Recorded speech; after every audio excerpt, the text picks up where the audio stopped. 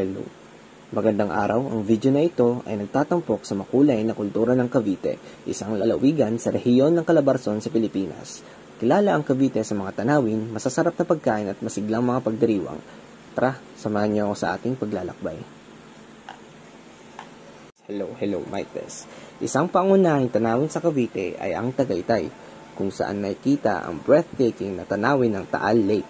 Ang mga parking gaya ng People's Park in the Sky ay nagbibigay ng pahingahan sa mga tao.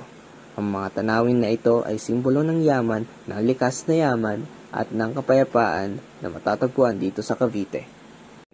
Hello, Mike Test.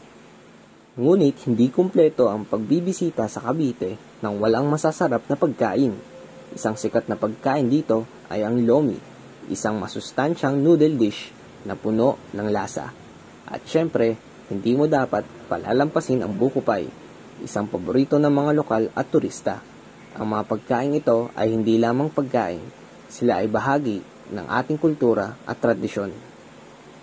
Mic test. Ang Cavite rin ay kilala sa mga dekalidad na produkto. Makikita natin ang mga handicraft na gawa ng mga lokal na artisan.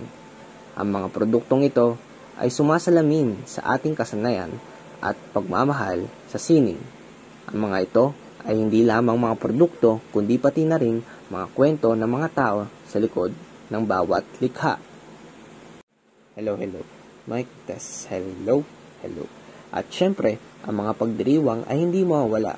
Ang Cavite City Fiesta ay isang masiglang okasyon kung saan ipagdiriwang ang yaman ng ani at kultura.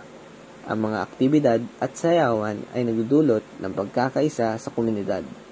Ang mga festival na ito ay mahalaga sa pagpapakita ng ating identidad bilang mga Caviteño. Mic test. Hello. Sa kabuuan, ang kultura ng Cavite ay puno ng yaman at kasaysayan, mga tanawin, pagkain, produkto at pagdiriwang na bumubuo sa ating pagkakakilanlan. Inaanyayahan ko kayong bisitahin ang Cavite at maranasan ang ganda ng ating kultura. Maraming salamat sa inyong panonood.